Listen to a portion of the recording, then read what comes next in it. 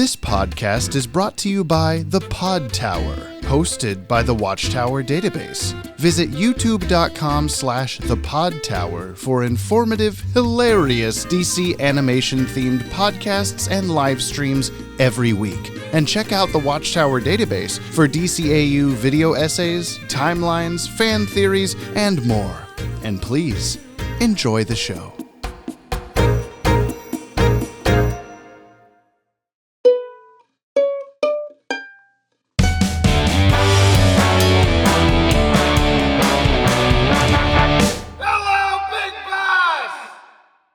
Three, two, one. Wow, Joe. Holy shit. It's the War of the gong. Worlds. It's the gong that we ring every time Joe's here. Oh, We've my been God. doing it every time, right? Right? yes. We've remembered to do it.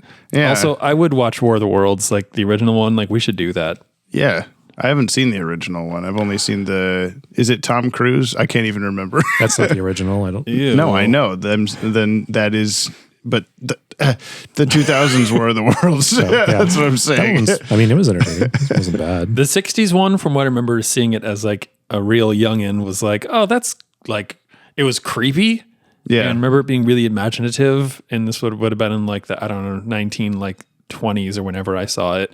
When you were born. Yeah. And I'd like to watch it again. You're like, whoa, these worlds are at war.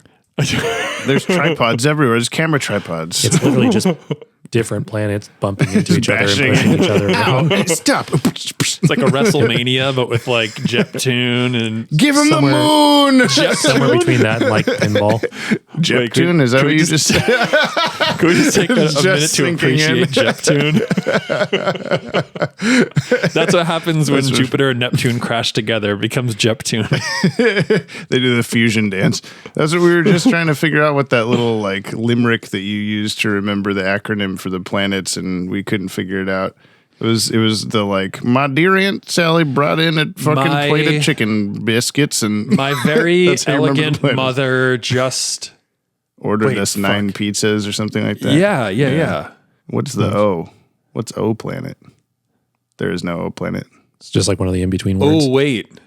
Just Yeah. brought? No.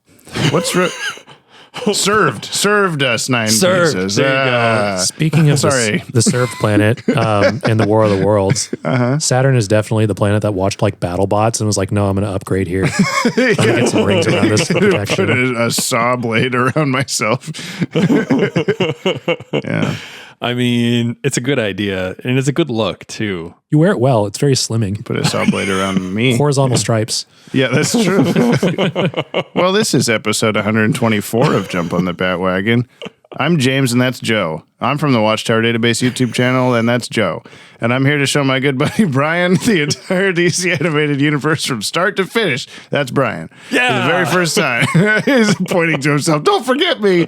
I said your name, for God's sake. In the controversial Airdate order, so he may view these shows the way human beings experienced them in the far gone days of the 1900s, when War of the I was Worlds there. came out. Yeah. Yep.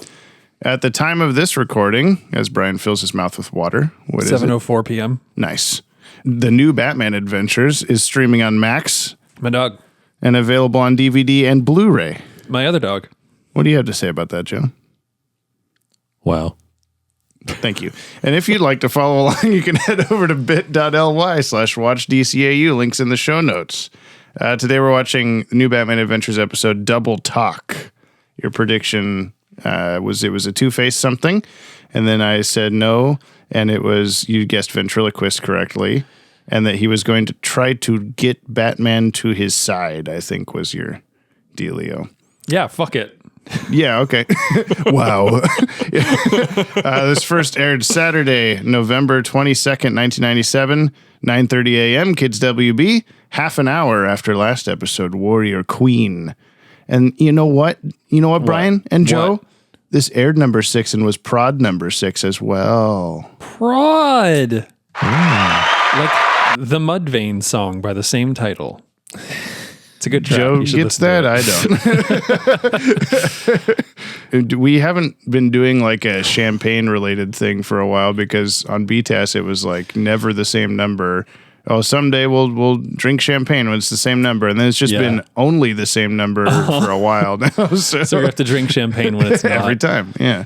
I know what I said to you in a text last night, Jamie, and maybe we could cut it out. I don't know. What, Jeptune? No, but I had my wisdom teeth removed almost a week ago. And Joe, this might be something, because you're metal inclined, right? Metal? Yeah. Sure. Like you listen to metal? Oh, okay. I thought you were like confused and about to talk about something medical and meant to say medical, but nope. Sure. Metal. Yeah. No. Yeah. Go for it. Metitol. You know, like when you come out of anesthesia, you're kind of like here and there and everywhere. The lady asked if I'd like to listen to any music as I come back to consciousness. And apparently what I requested was Meshuggah's Bleed. Hell yeah. Which is, you didn't specify the song in the text message. Good choice. And I feel like that's all pretty fitting for, you know, the state of having teeth yanked out of your mouth and you're currently bleeding a lot. Also, the most awkward thing, I think you could request in a dentist office for them to play for you. I don't know. I feel like people might want chill things. And I was just like, no, let's get some like extreme metal going in. Yeah. Well, I mean, you said that was the like height of your David after dentistness of the experience, right? Like, you were just, your body just rejected the anesthesia like immediately. Yeah, it's kind of, I blame it on my like extra large liver, but I don't know if that's true or not. Maybe Joe, you can step in with some medical knowledge Extra here. large liver? I mean, just he ordered it with a Dr. Pepper. And it didn't work. Everyone metabolizes things slightly differently. And that's the thing. An old medic friend of mine, when I was asking about like my alcohol tolerance, he's like, you just have a lot of water in your body. Like there's a lot of things to dilute it because of your like scale. Why, he said. Okay. Why is there so much water in here? I don't But I don't know. It was like, I don't quite remember them putting my shirt on. And then after that, I was just like, Why was your shirt off? I had a long sleeve shirt on, and they, for like blood pressure cover, whatever, they had me. I had a shirt underneath it. They I just had wanted to see you shirtless. I had my smooth tank top on underneath, actually. Oh, nice. They were just like, oh, I heard you were repping DCAU merch. Can I get an eyeful? And you're like, well, if I have to. Yeah, I know. It's the torch I have to bear. Yeah. They're like, we need access to your nipples. And I was like, this seems weird, but you're this. You know what you're doing. That's normal, right, guys? Well, this episode was written by Robert Goodman, unless you had more to that story. No. Okay. Who previously wrote Feeding Time, Blast from the Past, Identity Crisis, Solar Power, and Bizarro's World, and directed by Kurt Gaeta, who previously directed Lasak Part 2, Feeding Time, Stolen Memories, Tools of the Trade, Livewire, Identity Crisis, Target, Monkey Fun, Brave New Metropolis, Prototype, Heavy Metal, and Warrior Queen. So your other dog. A little bit of this and a lot of that. A lot of that. Yeah. Do we mean Kurt Gaeta. Yeah. Blast from the Past, like the Brendan Fraser movie? Yeah. Cool. Yeah. If only. Which did you enjoy more in your life, Brian? Have you seen that movie? I have not. Oh my God. All right, I'll add it to the list later. It's a long list. Music is by Shirley Walker, the supervising composer for all of BTAS, composer of the BTAS and STAS theme music, and composer for Father's Day, The Hand of Fate, and every new Batman Adventures episode so far. And animation is good old Coco Dong Yang. Previously animated 42 episodes of BTAS as well as 16 of STAS and 4 episodes of Tinba. Nice. What's that stand for, Joe? The new Batman Adventures? Yeah, baby, you got it. He's a thinker. That's why we have him on the pod. Well, if you want to buy us a coffee, Yoppie Bev, support the show. We'll give you a shout out in an upcoming episode. We'll also do a push-up for every $1. Yeah? Joe, how many push-ups can you do? I haven't done any in a while. Probably not many. Well, you're going to do 5. Oh, okay. You think you can do that? Okay, because this comes from Kyle Naranya. Oh my god! The Kyle is buying this coffee at the request of the James and the Brian. I did tell him to do that. I guess he's good at following directions. You don't have to really give us more money. You've given us plenty of money. Yeah, and some coffee. Yeah, and toques. Free toques. 5 push-ups. We all do 5 push-ups now? Okay, go. Can you do push-ups with your mouth holes? Is that fine? We'll find out. Oh, okay. You have to say them out loud, Joe. Do them with me. We'll kiss on the down. That's what I was thinking. Ooh, 1, that's 2, hot. 3, Happy June, everyone. 5. We got a couple of guys making out while exercising. Was that cute watching us over there in the corner? Did you Yeah. make it to the center of the Tootsie Pop? Happy Pride. What? Oh, is that not what we were counting? Yeah, how many Oh my licks? God.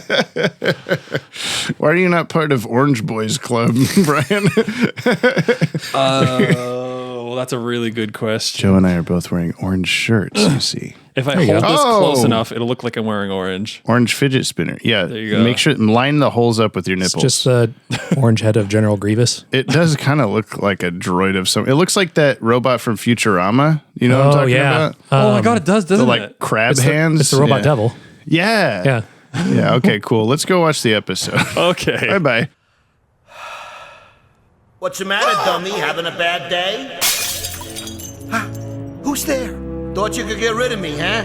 Pull some sort of psychobabble snuff job. No. No. Well, I'm coming back, and I got a score to settle with you. No. Please. It can't be. Nobody pushes Scarface around.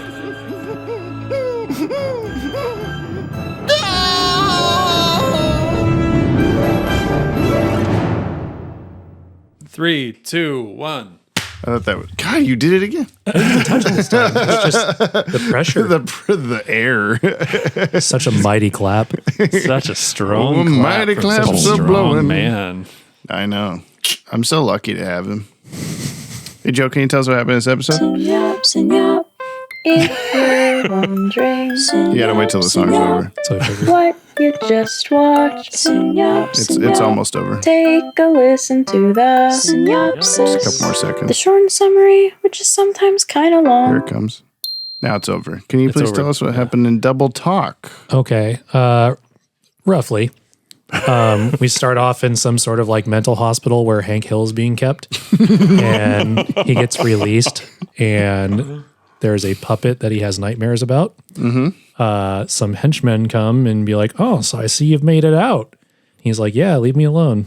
I'm happy now." And they don't. He goes to a halfway house and gets hired by Bruce Wayne, gets to work for him, pushing a cart of mail around. Mail and mail accessories is what he does. And then Puppet comes back and he's like, "Dang it, Bobby." And Puppet take over. Then they steal some bonds and stuff. James Bond. James Bonds. Thank you. And then they get caught. Puppet wants to kill the henchmen because they started thinking on their own, and that's not good. You got to amputate them. Gets knocked off by Batman's. Puppet gets shot by Hank Hill. Everything happy again. He gets to keep his job. I like imagining that it's not even the ventriloquist in the episode. It's just Hank Hill coming in and doing things. Yeah. I like how you said he looks like Hank Hill, and then Brian said like he looks like a thumb. Like 5 seconds later. What do you think of this redesign, Brian, for this guy? Do you even remember what he looked like before? Yes, I do. Okay. And this one makes me uncomfortable. He's very oddly shaped, like He's compared to so every other oddly shaped. character you've ever seen. I think Laura nailed it, and she said that he looks like an eraser. I'm like, yeah, he's like a number 2 pencil. Yeah, with the little shavings coming off the sides. And stuff. Yeah. Didn't like it. Yeah. Also, the art in this episode was just really bad, wasn't it? Oh, I thought it was really good. Really? But we'll get there. I feel okay. I Yeah. think we're going to have some Differing discussions opinions, about I guess. this episode. Yeah. Let me tell you the official synopsis. It's Arnold Wesker, a.k.a. the Ventriloquist, is released from Arkham Asylum. That's what Joe said. Bruce Wayne gives him a job at Wayne Enterprises. That's what Joe said. In order to help his old adversary get back on his feet. Unbeknown to Arnold. I don't think that's right. Outside influences are forcing his old demon Scarface back into his life. Now, my first thought with Joe watching this episode was that you kind of have to know who the ventriloquist is already to I feel like maybe you can tell me, Joe, but did it take you a while to understand what the fuck was going on? And No, I figured it out right away. And I've never heard of this character. That's good. Like I figured out like in the dream. Yeah. I'm like, I think that's like the ventriloquist. Like that's the doll. It's his thing. Yeah. Okay. Well, the fact that you don't see the actual puppet till like 2/3 through the episode, and it's just been like a little man and Sort of. stuff like that. you kind of see him in the dream in the beginning. I guess so. Yeah. Yeah, But he's that's true. he's even moving on his own there, so it wasn't. Yeah. I'm glad it was obvious because I was worried it would be like, oh, it's the puppet or whatever. Like it's in his brain or whatever. Yeah, it's his other. I gotta say, man, personality. I was probably more confused than Joe because like suddenly we see what's his name? What is Arnold Wesker, No. What's the puppet's name? Scarface. Scarface. Oh my god. I was like almost wondering if that was like a fourth wall kind of thing, but I think it's named after. I think it's the nickname of Al Capone. Is that right? Something like that. Anyway, we talked Could about be. this in the first Scarface episode, like 30 episodes ago. But whatever. Having seen him before and kind of knowing the story, or at least the backstory, suddenly he's running around Gotham. Like Scarface is running around Gotham. Yeah. And I was all sorts of perplexed because last I knew he was just like a wooden ventriloquist dummy. And now he's Yeah, like I mean animate. that's the point. You're supposed to be confused. Yeah, I guess so. But it was also kind of a half-baked explanation of why, like, oh, there's only one guy who's really got it out for fucking Alfred. I can't do names today. You did call him the butler last time, yeah, Arnold. Yeah. There you go, Arnold. Hey, Arnold. That's how I There you go. remember. So it was just weird that like, oh, there's this other guy who's really got it out for Arnold, like, and he happens to be a little person. And No, just like, there's- what? They're talking about Muggsy and Rhino. His henchmen are the ones who have it out for him, and they hired Oh. Small Man. Yeah. Oh, okay. I guess it's less confusing. Were we but it's all still a little asleep weird. during this episode? I think so. there's a reason we were all asleep. It wasn't Oh great. man, Joe. Well, what did we start with? Joe, you didn't like it, I guess. It was. I don't know. It's kind of slow. I don't know. Yeah, I mean, It's a little That's, slow. not It's good. really sad. it is really sad. It Yeah, is. It's also like kind of like a. I don't know. I'm trying to figure out how it's a good villain. Well, it wasn't so much, I guess, a good villain for Batman, but like the character himself was having his own Yeah, struggles. That's- yeah. that's fine. Yeah. But I mean, when I'm watching the show as a kid, I'm just thinking like, oh, who's Sure. Batman going to beat the crap out of now?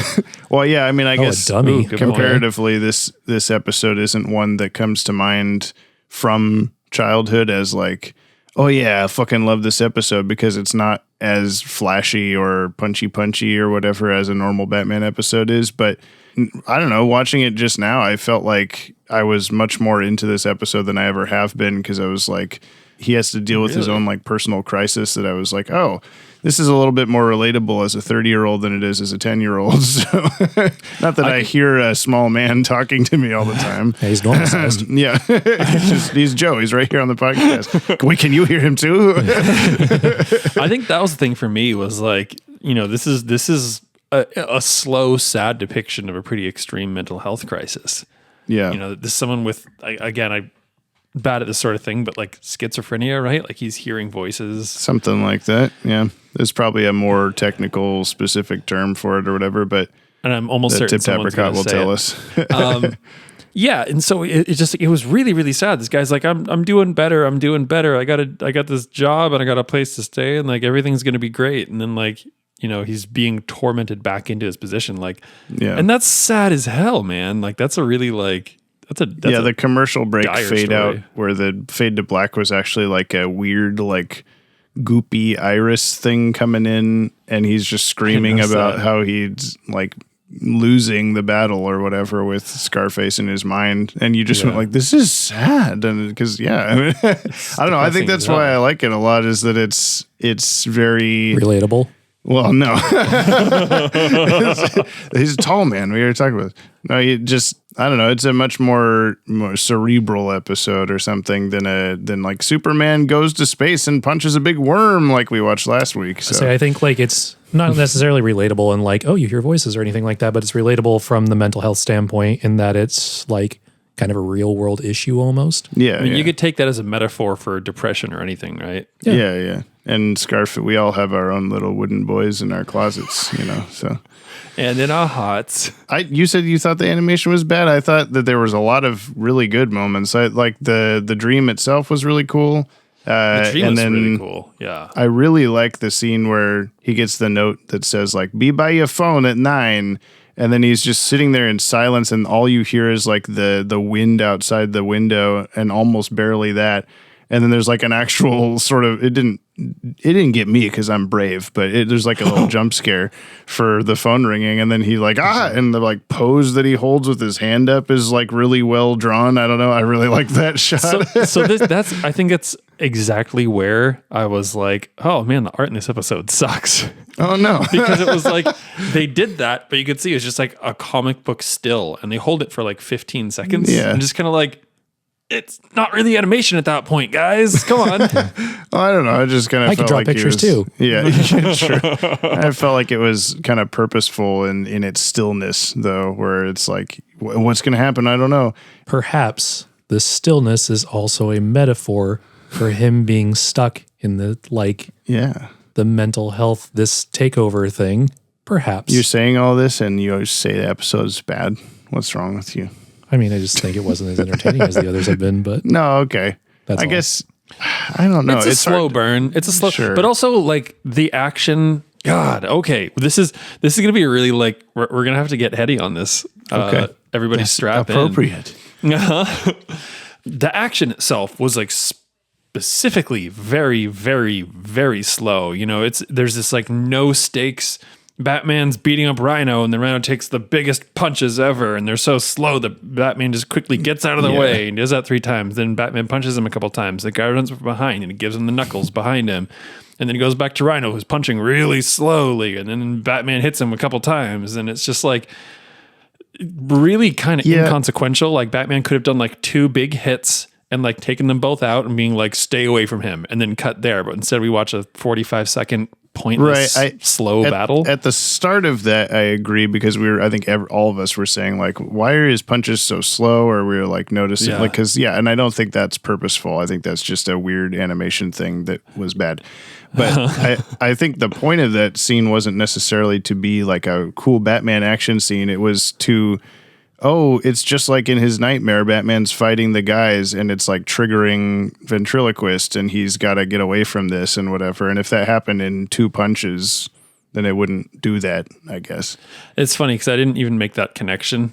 Oh, yeah. So for me, it just seemed like a thing where I without that kind of tie-in, because I don't know, first time seeing it or ever, I didn't catch it. You know who else wasn't making connections?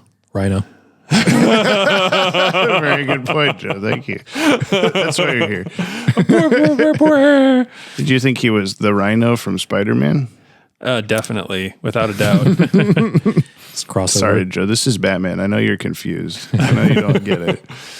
But yeah, Jamie, I'll give it to you that this is one that you sit and ponder with a cup of tea rather than octane fueled Batman adventure. Well, yeah, and it felt more like Batman the Animated Series, I think, than some of the new Batman Adventures ones have lately. That's a good point. Yeah, it's like it has more thought-provokingness to it than It's typical. more heady. Yeah. Well, and also the ones, Joe, that you've been here for have been Ra's al Ghul and Mr. Mixia Spitlick. So comparatively, this is and I do think I did feel the length of it. Like Joe and I and a couple other friends just went and saw Furiosa. We did feel the length of Joe. He's making eyeballs at me. There's a small man in my head. Sorry. No, we went to see the Furiosa Mad Max movie. And I didn't know there was another Mad Max movie. Great. Yeah, it's out right now. It's good. It's not as good as the other one, but it's good. But whatever. But you could feel the length of that movie, like, because it has act breaks. It says like 1, this thing, 2, this thing, like every hour or something. What? Feeling? You just don't like me saying feeling the length, or is that what's going on? I just want to ask you about the inches, but please continue. Where you just by the end of the movie, it was kind of like thank God it's over. Even though the ending itself wasn't bad, it was just like or the movie, it wasn't bad either. But it was just like oh my God, I'm feeling every minute of this.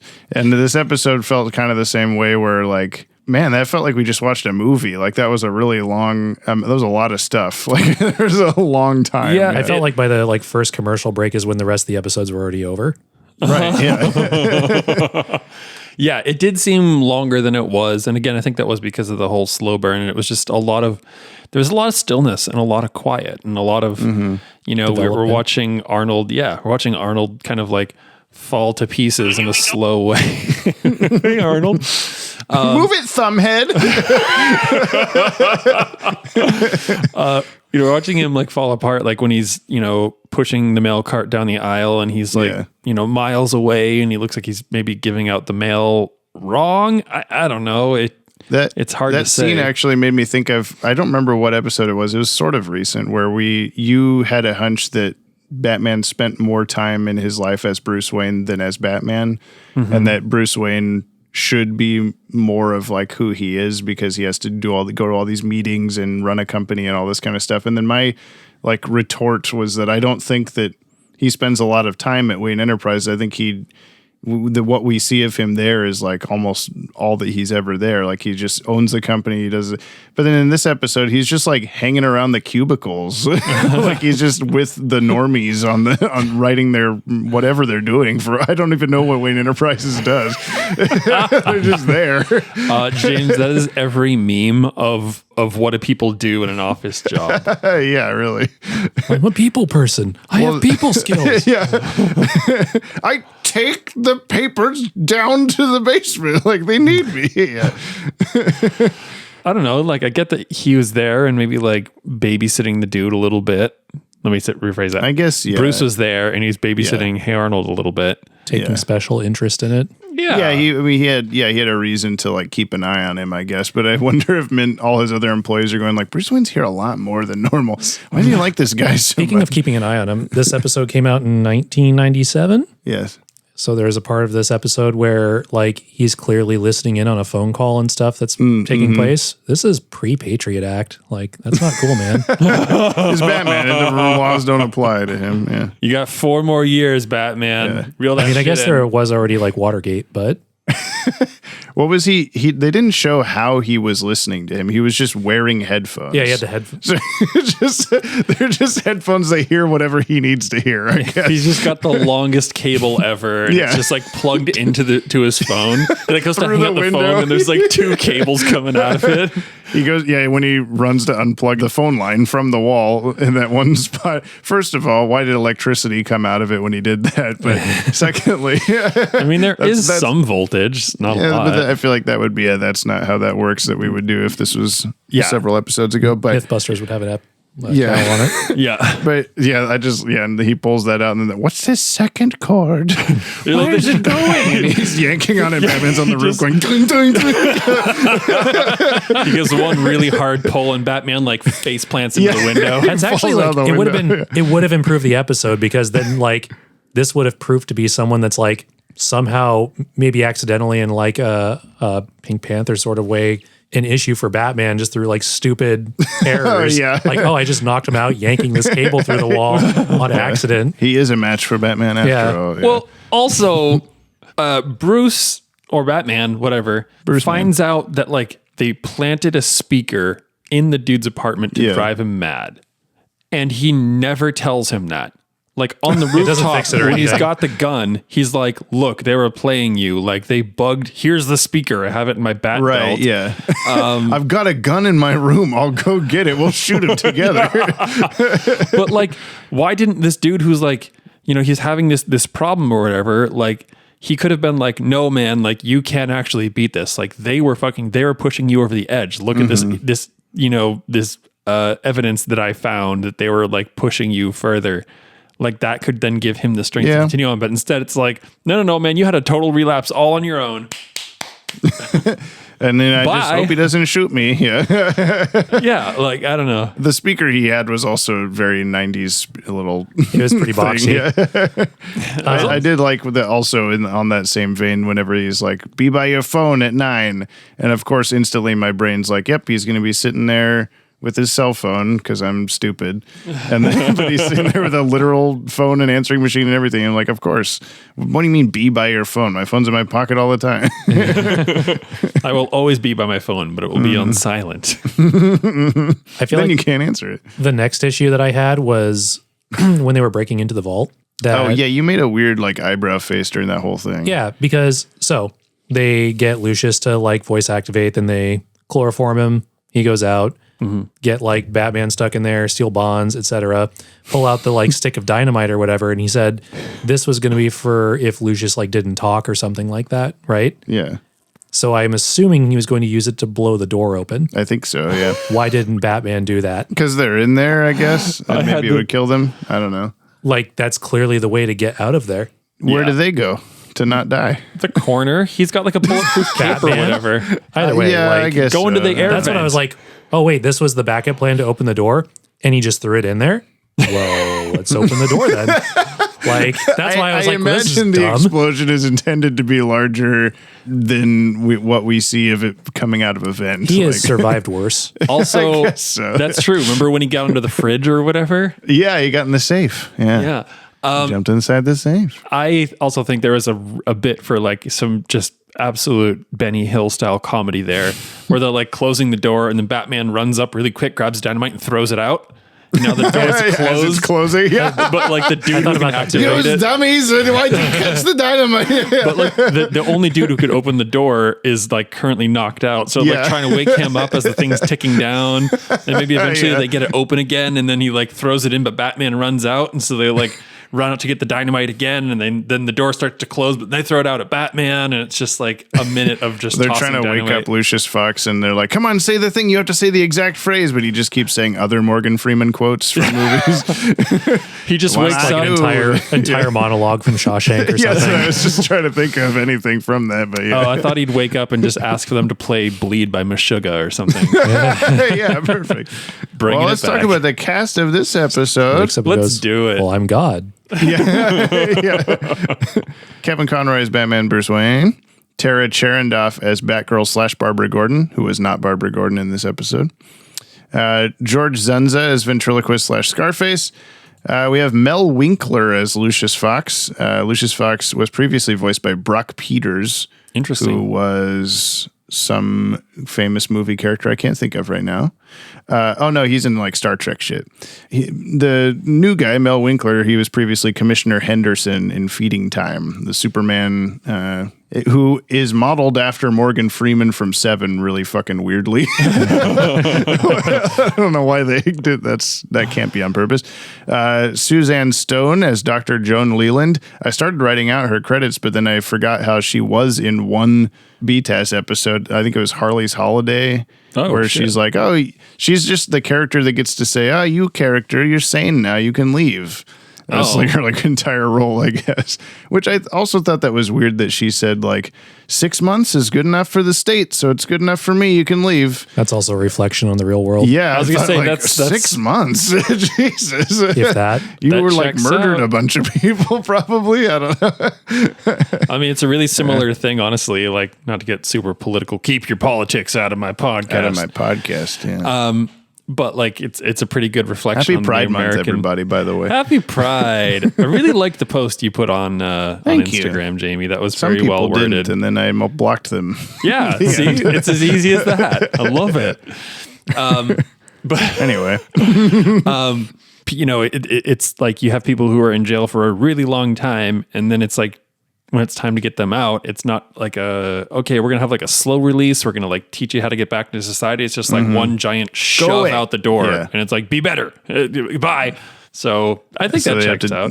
Actually, I had that thought in the episode was because he went like right after Scarface gets turned into mulch and floats away, and then it just transitions into the like landlady or whatever being like, "Welcome back to the place, and we're so glad you're here. Maybe try out the rec room this time." Blah blah blah. Yeah. Does that mean like another entire Arkham sentence has passed for the ventriloquist, and now he's back in the place? It's a really 'Cause, good question, otherwise- Jamie. You're the timeline guy. I Figure mean, this shit I've out. never thought about that before because don't- otherwise Batman just goes like, I'm not going to tell anybody about this. I'm going to keep this on the down low, okay? Just go home.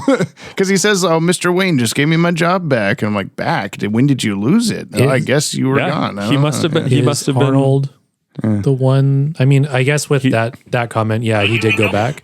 But Yeah. is Arnold the one that really was doing it?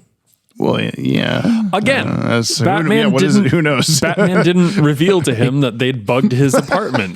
Because here's the other thing that I think Maybe he did off screen. Yeah. might be an issue for that. He shot the doll, Yeah.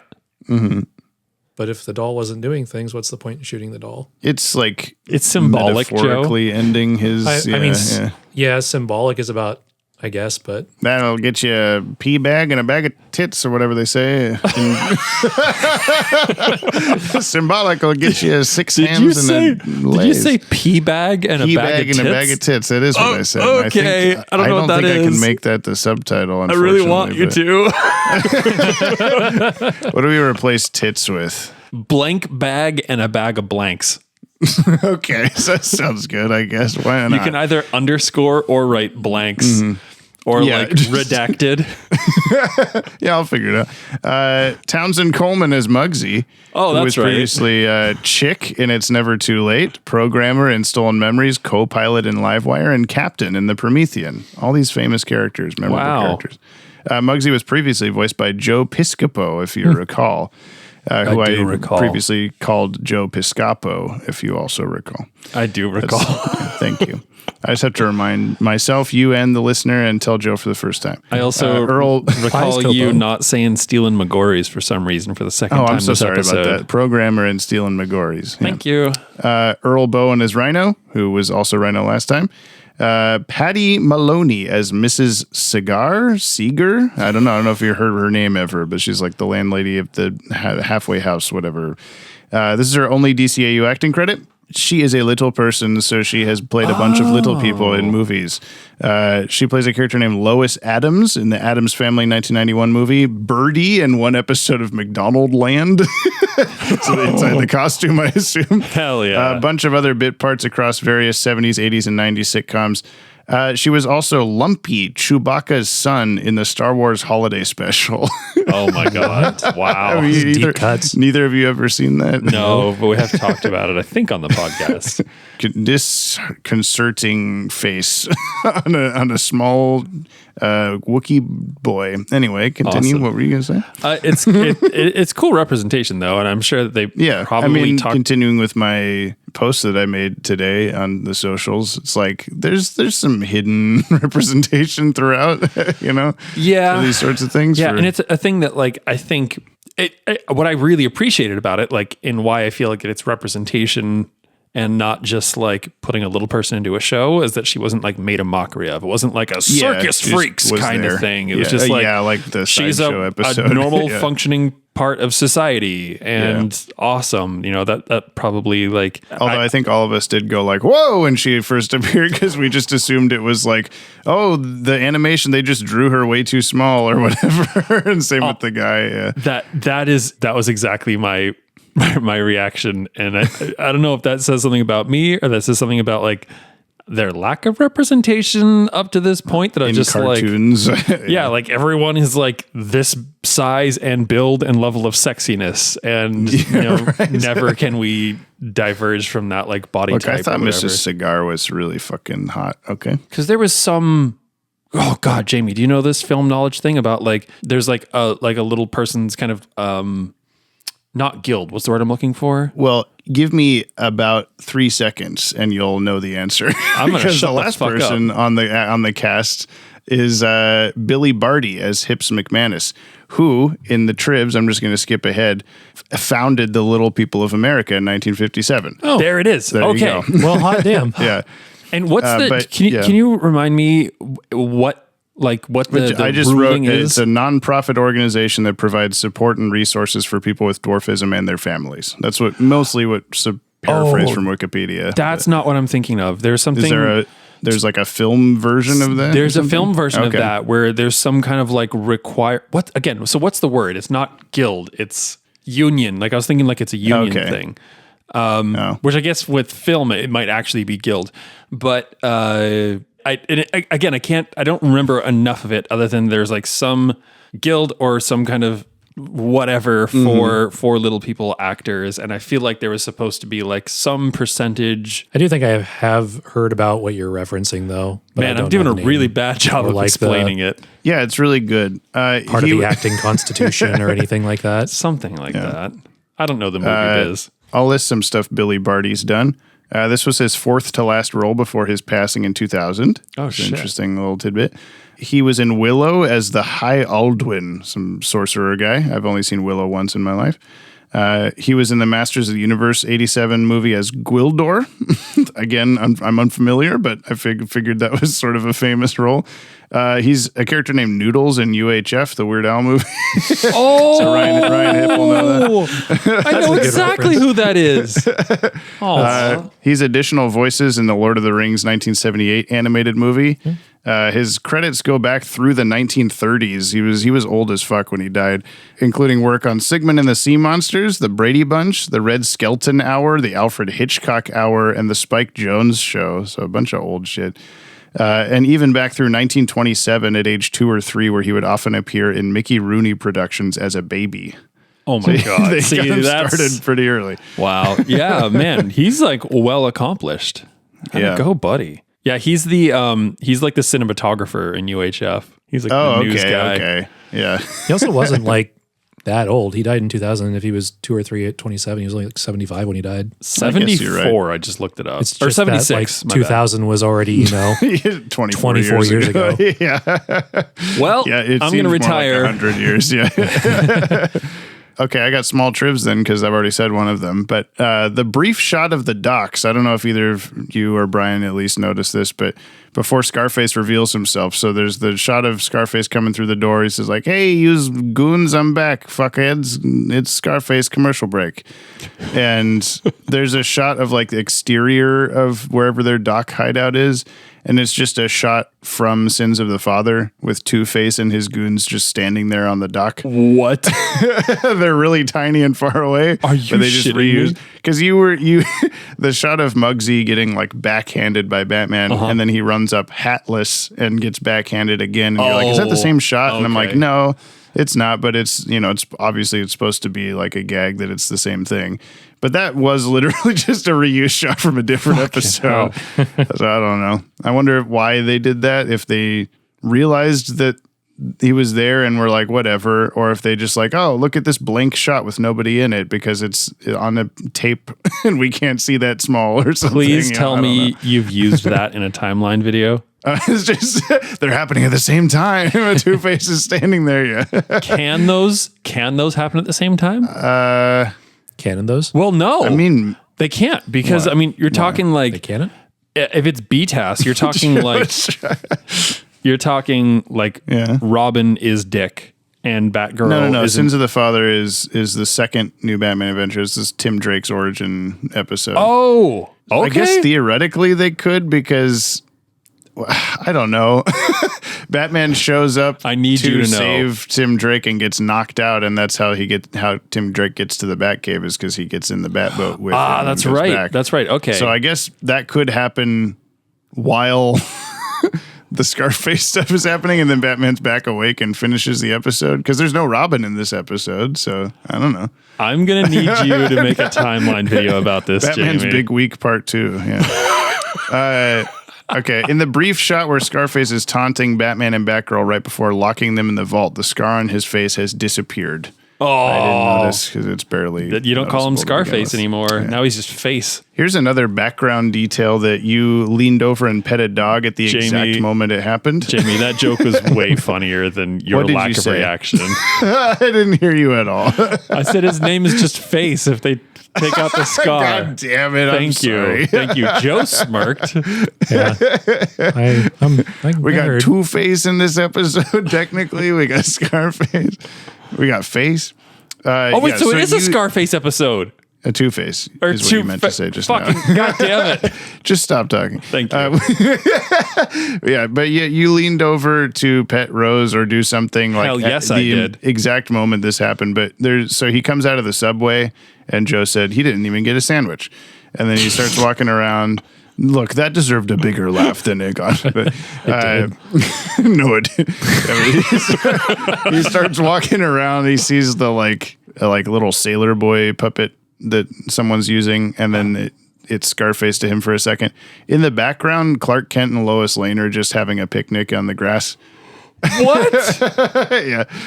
Oh man, that sucks. But something was a little sus about it. I was like, wait, hold on. Am I keeping track of characters right here? Like, you think you saw them? Yeah. I feel like at some point I was like, that person looks really familiar.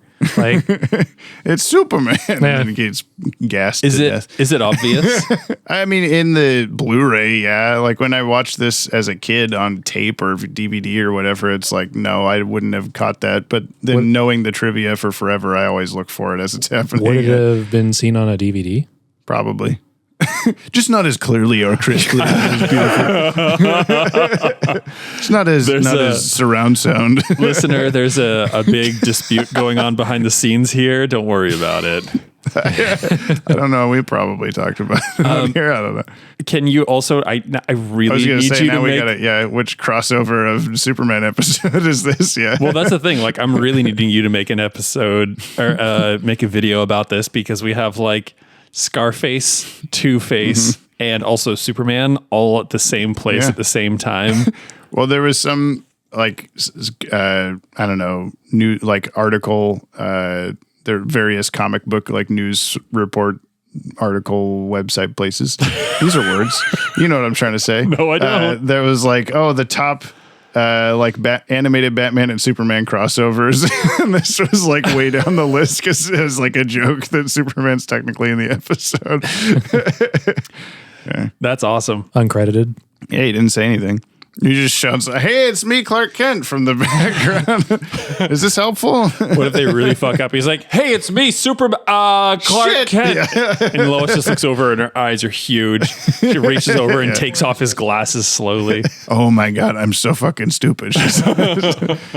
The last trivia I have is when Scarface blows up the bridge, the resulting explosion is reused footage from the scene of the Superman episode World's Finest Part 3, in which two Wayne Lex T7 droids blow up after Batman electrocutes them. Wow, I thought it was going to be... Brian's upset about this because it happens a lot.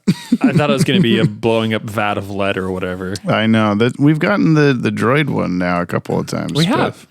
I don't think I noticed it this time. I was too focused on the beauty of the episode, the sincere goodness that neither of you picked up on. But we could talk about keen effects. The first one that comes to mind for me is in The Nightmare when the background goes white and then there's like a Venom symbiote, boosh, and then Batman stands up as like a demon, and that was really keen. And that's about it. There was one other, the car coming down the alleyway at Batman. There's a really nice white bloom that happens. And that's it. And Joe? I mean, as simple as it may be, the end of the dreams, like the dream sequence when he's trying to run away and there's still the park in the background and you can tell he's just like running in place, but there's still like step movement. What? What? I'm waiting for Joe to say, and that's it. Oh. That's it. Hey! Although I will go against the that's it. And I do remember in the paintings of Scarface, quote unquote, sitting in the telephone booth are pretty keen, where he's looking out the window and there's like just it's weird that he's motionless because I guess it's supposed to be tricking him into like Arnold wasn't necessarily supposed to have seen moving Scarface. Only Batman saw moving Scarface, but Batman parkours down the buildings. He leaps at such a obtuse angle that it's like, how can he do that? I don't know. Well, I mean, he's landing on like a straight like brick face, like facade. It looked like he was just like stepping off of the side of the building every time, like he was just like catching himself on air. But he's got magnet boots, and it's a metal building. Yes. I will actually add one more. Sorry, there's a rainbow. Oh, happy Pride. Anyway. When Rhino thugs are hanging off of the like emergency escape thing and it's like breaking off. Oh yeah. I felt like it didn't just snap off and fall. It actually seemed like it seemed to go like clunk, clunk, clunk, and then actually pull like off like it might actually like, yeah. And that's I'll give him that one. Also, it was really funny that that Batgirl was like, Oh yeah. I think I'm strong enough to hold you guys. Well, she's like, oh, this thing is like falling to pieces, and you're gonna plummet to your doom and demise. I'm gonna hook my bat thingy on that, and also the thing that it just broke off from, because obviously that's still strong enough to hold these They're people both stable, with the weight of them falling, which is gonna put Slamming more into like the ground, G's on the thing and break and it. Rhino more is like easily. a humongous man. Yeah. Yeah. He's a hunk. Yeah. Well, I thought that was weird because the only animated fan is the one that Scarface falls into. But do we assume that all these other fans are also on or something? Because when Muggsy and Rhino like slammed at the end of the bat rope or whatever, Muggsy just like gets off and just walks away. And it's like, oh, were they even in any real danger? Could they have just landed there and stopped? Like, I think or were there they was landing fans? I think there was like a Well, it looked like there was a drop and then like it. Yeah. Okay. All right. I think. I think that's the intention at least. Yeah. But would they have also landed in fans, or would they just... No, I think they were safe where they were. Yeah, Why was that one fan on? Well, I think it's pretty common for like places that have multiple fans to only have the ones running that are needed. Like they go through different ducts. Okay. I did actually clock that they animated it from above, that there was just one spinning fan, and I was like, oh, that's Chekhov's fan. Well, yeah, that became kind of obvious that he would fall into it. Like, I think as soon as Arnold started shooting him and he falls off, Joe just was doing big head nods like, yep, that's what I expected, or something. Or was that head nods for, yep, that's what I expected, or was they for like, yeah, fuck him up, that's what you should do as a character? That one. Yeah, okay. Cool. I did feel happiness That's for more him. just like, that's a cool way to go. Yeah. It was sort of satisfying for him to do that, because every other time we've seen him, he just has Scarface and he's like completely helpless and whatever, and he finally goes like, no, fuck you. So that was cool. I liked that. You love it. The end. And that's it. Batman's usefulness. 1 through 10. We pick an object. I don't know. He didn't. could have shown him the speaker and he didn't, but I didn't take that as a thing that would made him bad and stupid. So he beat up the thugs, and that potentially aided Arnold. Mm-hmm. Otherwise, I think Bruce Wayne did more. Yeah, but that's Batman, I guess. I don't know. I feel like if Batman wouldn't have beat up the thugs in the beginning, that we would have just gotten to where we got to sooner. Yeah. That's okay. fair. Yeah, he kind of aided. All it did was just delay it. Yeah, he aided in the triggering by punching them without realizing that's what he was doing. But I'll give him like a 4. Okay. Because he helped him at the end. He did. He gave him a job again. 4. I got one. Do you want me to Okay, jump ahead of you in the line? Yeah. I'm going to give him a little bit more just for like the Bruce points. I'm going to give him a 4.4 double tapped telephones out of 10. Or telephones with multiple wires coming out and one going out like under the window and then up the building to connecting to Batman's headphones. Yeah, I got what you meant. You're welcome. I'm going to give him 4 stolen baby milk bottles out of 10. Oh. He just took that milk. There's a crying baby and he's like, this is mine. Also, you say baby milk, but like, let's talk about the scale of the bottle, because if he's a little person, Damn he it. grabs that like it's a single serving milk thing. Normally they're like substantial, and even someone like our size, It's because supposed we're to all be for a family. yeah, Oh, right. yeah, he just Like, that's like- chugs half of it. Yeah. That's a pretty small bottle that would be Thirsty left on boy. a doorstep. Anyway, how about you, And then Joe? he spits half of it out because Batman surprises him. And, oh God! Just Batman, don't beat me up. It was just milk. Oh Jesus Christ! I'm going to agree with James. I'm going to give it a 4 timpani solos during a chase scene. Oh damn! Wow, that's We're not never looking out for the music. I wish we were. I know. Like, That's what I'm here for. yeah. well done. You and Jordan. I enjoy it, but it's It was noticeable. I'm like, oh, there's a lot of like timpani solos in this, which is dope, and they weren't too bad. Hard, but they sounded good. They had effectfulness. Effectful timpanis. How effectful timpani 1 through 10. Where's Clayface? Where was Clayface? Is he the dust at the end? Oh, most Is definitely. he the milk? Maybe not the milk. I like the dust. I don't know if there's anything else. Yeah, he's the Scarface dust. He was Scarface the whole time. He was just disguising himself. That's how they could have pulled it off. Just hire Clayface. Oh my idiots. God. They're so dumb. Books or hip hop? What do you think, Joe? We're gonna go books on this one. Yeah, I agree. Definitely books. Yeah. Okay. This is like One Flew Over the Cuckoo's Nest. Yeah. Yeah, that's a good point. That's a good comparison. We have to put this on the top 10 because we only have 6 so far. How do I have more than you? Why do you have 5 and I have 6? Solo episode. What's not on yours? Whoa. What's going on? Also, why is my number 5 so long? Because you wrote it like that. I So we have this. I know. What are you missing?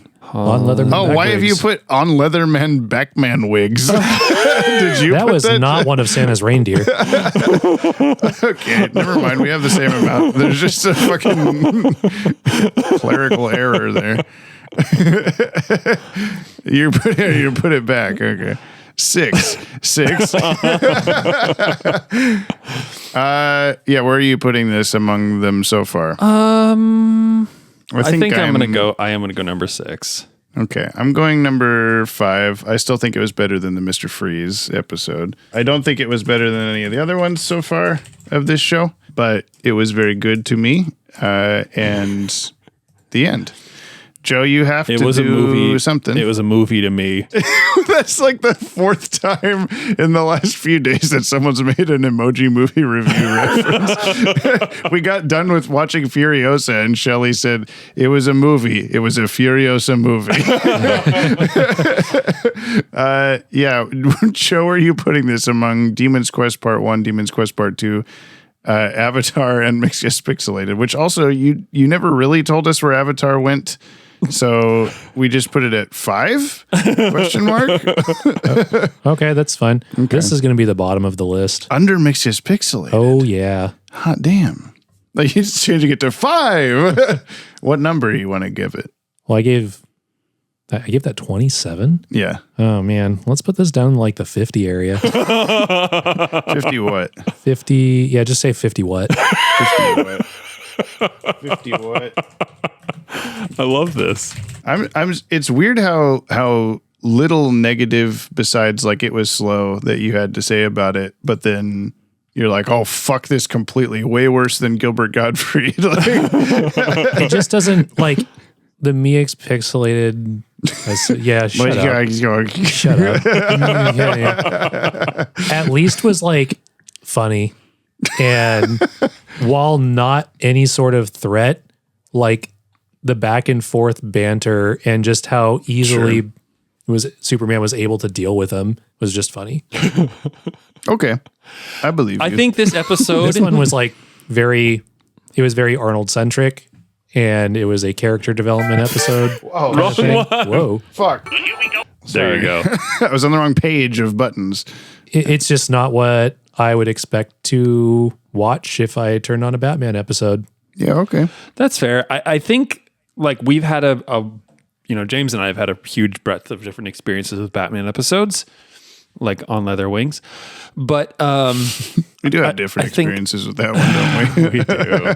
But I just meant like just episodes in general. I purposely used the 3D blimp clip in the next video just so that when it comes up, you go, oh, God damn it. God damn it. I think if this started with the like Morgan Freeman style voiceover in Arnold Wesker had chosen the life of crime. What's it called? Entry, whatever, Lucius Fox, he said. What's that movie called? Shawshank Redemption. That we already talked about in this podcast. Yes, I'm having a very bad brain day. It's okay. I just wish, I wish that they had something more artsy like that to kind of set the tone for the episode. Because like, while we do start off with a dream sequence, I feel like it's not necessarily heady enough for the depth of this. You know what, Jamie?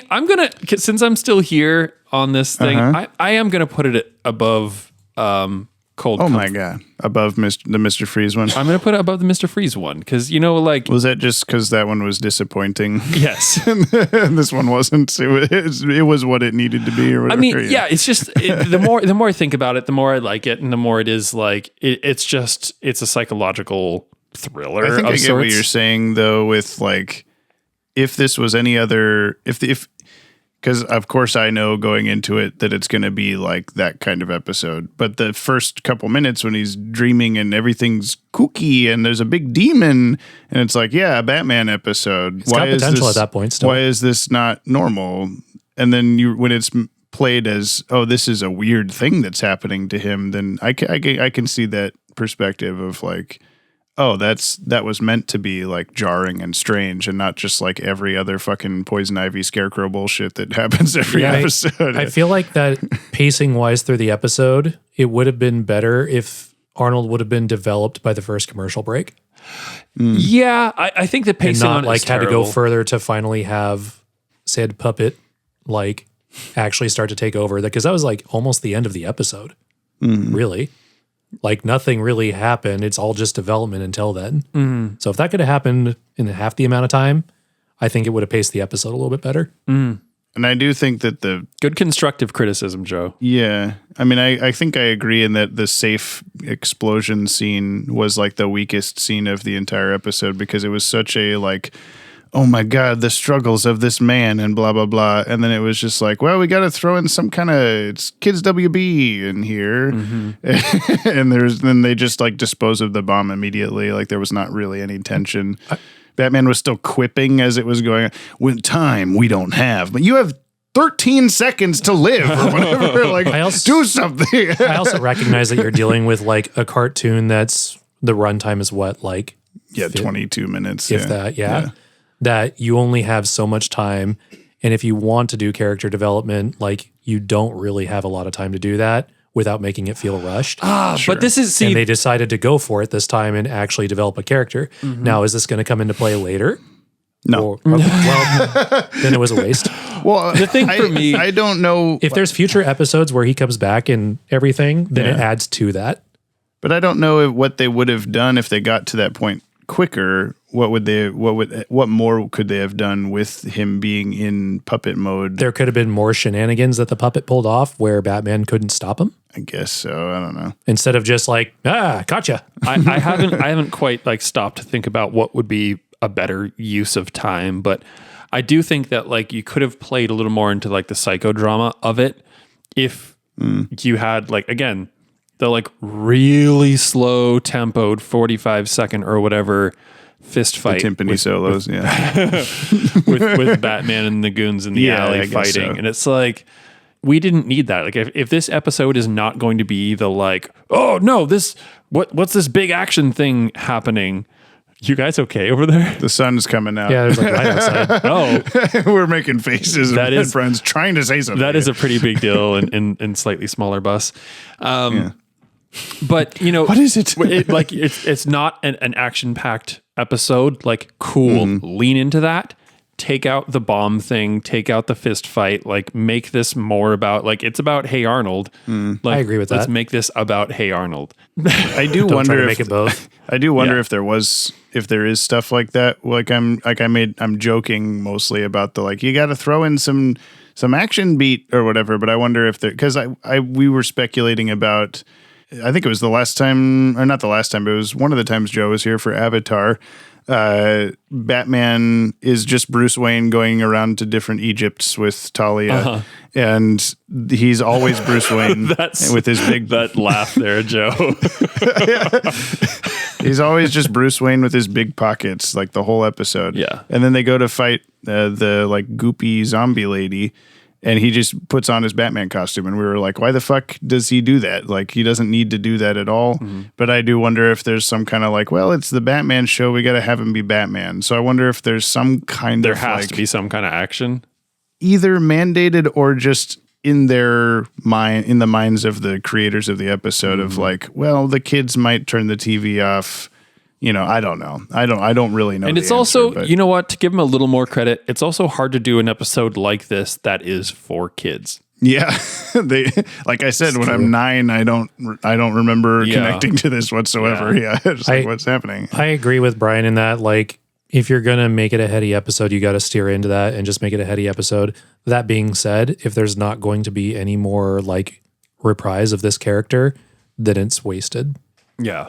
to make it a I heady think episode. it's They kind should of have done nice. it earlier so it develops the character and you still get to have the character later and appreciate that development more. Ooh. Would you want him to come back relapsed again, or come back as like just I'm a guy working at Wayne Enterprises or whatever? I feel like I would be open to both. Like I could see both of them happening. If you would have come back and like helped Batman or something like that at some point, that could have been. I think it'd be something. interesting to put him in an episode where he comes back as like, you know, he's been doing this stuff and he's been, you know, pushing papers for Bruce Wayne. But like, what if he comes back as his own criminal mastermind? Because obviously he is the brain behind Scarface. So he's capable of these things. What if he comes back as his own, like, you know what? Fuck all this shit. I'm going to be a bad guy now for me. Well, I mean, he also could come back as just like a reference person in a way where like maybe Batman has something going on with Two-Face and wants to try to understand it more. That's kind of what I was thinking. I was thinking it might be more of a waste for him to be a villain again, since he's had such a like happy ending here. But if he came back as like some sort of ally to Batman, where he's like needs to use his ventriloquist skills or something for maybe not that on the nose, but like, yeah, like you're saying, Joe, He like just uses his experiences, yeah, There's a bomb just going like- off, but someone needs to make it talk. which again, it would have been hurry, get down here, Arnold. would have been a And then pretty Arnold like goes, would have been a pretty heady thing to do for a 9-year-old. Yeah. But I guess for the older, I mean, it's like Disney. There's adult stuff in there too. Yeah, true. Yeah. I mean, Yeah, that's obviously true. this episode is that. that's a good way to wrap up the thing, and we go to the mail. Yeah. Oh, sure. Wanna do that. Okay, and then when we come back, we'll tell Brian the name of the next episode. He has to guess what it's about, and maybe Joe can guess what it's about too. And here's a mail song. That yacht, that one small extra yacht, put it over. We drop What we drop? our weekly yachts Oh yeah, those. into the comment box. First, There sure was a lot. now Jamie's mad. So Too mad. bad we're all At least I am. just Dylan Pollock. I'm sorry, but like, has a lot of this stuff changed since the last time I was here? I think when we recorded where you were here at my house and both of us were in Big Bus, you couldn't hear any of the sounds. And then I don't know about I think Mixes Pixelated. I think we don't maybe you usually didn't join put- us for mail. We I don't don't know. usually some of have it's changed. guests for mail. But Joe's sitting right here. He might as well. Joe's right here, Brian. He He's can hear right you. here. I have been here for mail in the I can past. touch him. Oh, okay. I did. I touched him. Wow. Anyway, if you, the listener, would like to reach out to us like the fire hand at the end of World's Finest Part 3, you can send a punctuated email or a 60-second voice message to batwagonpod@gmail.com. Wow. Joe. Or leave a comment on today's episode on the Podtower YouTube channel. But please, Joe, do not spoil anything past this episode for Brian. Joe. Because you're so knowledgeable about what's going to I've happen. seen this. Yeah. This comes to us from Corey Regosa. Hello, the listener that's still catching up with podcast here with a funny story to tell. I'm listening to an episode of the podcast at my retail job, and I'm almost certain I see Dan Reba shopping in the section across from me. No Well, it was way. either him or somebody who looked just like him. I did a double talk. I'm not sure if he noticed me notice him, but I didn't say anything just in case he just wanted to shop in peace. That's kind of a nice thing to do. cool. I do think it could have been him, since I've actually met him once before at my previous job, not too far from my current one. I used to work in the IT department at DreamWorks TV, and I met him there. Oh, that's pretty cool. Nice. What a casual drop. I nervously told him I was a fan of the DC cartoons, that Batman Beyond is my favorite of all the shows. He seemed happy and was very polite. Just a fun DCAU adjacent story I thought I would share. Not sure if this message will be read. It is. But if it is, it will be a while till I hear it, as I'm still a decent amount of episodes behind before catching up. Keep up the great work. You guys are always helping keep me entertained while at work with your hilarious banter. Thanks, Joe.